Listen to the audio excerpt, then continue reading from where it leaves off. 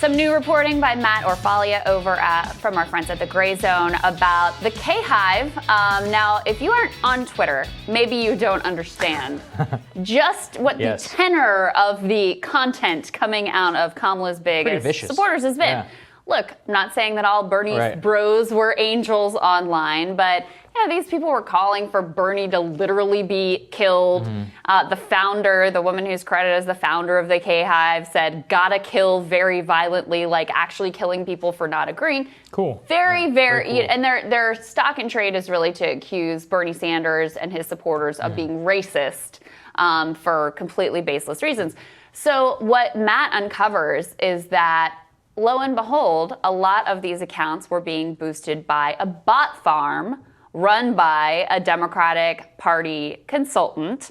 De La Rosa, is that yes, who that's right. Yeah, so all of this talk about misinformation and how toxic the Sanders supporters were, et cetera, et cetera, et cetera. They had an actual misinformation campaign going on, and weird, haven't heard anyone in the media complain about it. Yeah, they're all connected to bots. This is exactly what Sally they accused. Albright is the name of the Democratic Party communications consultant. Sorry, and she was, they're all connected to the bots in terms of what was being pushed on their behalf, which is almost exactly the behavior they were saying about Bernie people, even like alt-right people, Trump people, whatever. Anyway, what they say is, they're very used to using the bots attack against the people and the supporters that they hate. But then whenever it's the ones that they support, they just ignore it, memory hole it completely. And like you said, look, yes, the K-Hive, many of them were vicious, like whatever, but it's not like unique to Kamala Harris. It's just like some people online are nasty. Okay, I was a limited part of any movement online will be really weird and annoying.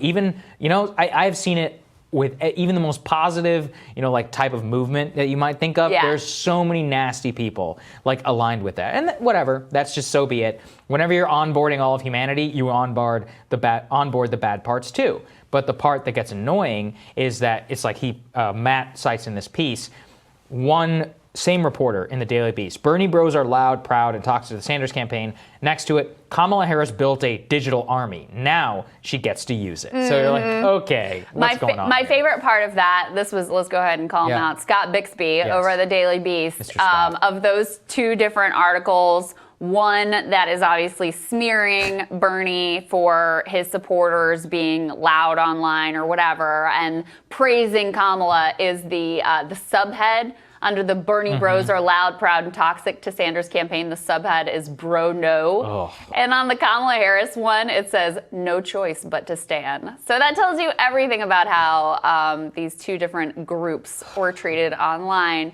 Just classic behavior, and something that we saw. We've seen this against any sort of candidate that the media doesn't like. They're supposed to take accountability for what anyone who remotely supports them is doing. And Bernie actually bought into this at times, called on his supporters. I tell you, it's like, come on. Yeah, and this was always such bad faith. But I do think the additional information about how there was an actual misinformation campaign going on here, especially given the obsession in the resistance liberal part of the Democratic Party with misinformation. There continues to be an obsession around misinformation and bot accounts and Russian sock puppets and all this stuff.